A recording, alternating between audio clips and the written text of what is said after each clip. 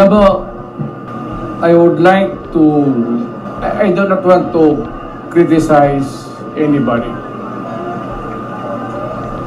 But, you know, however you do it, basta nandiyan ka sa gobyerno, ikaw yung nagdadala ng, ikaw yung timon, talagang mahirap. And I can understand kung yung mga issue hindi ka agad nabibigyan ng, if it's a problem, it would take time.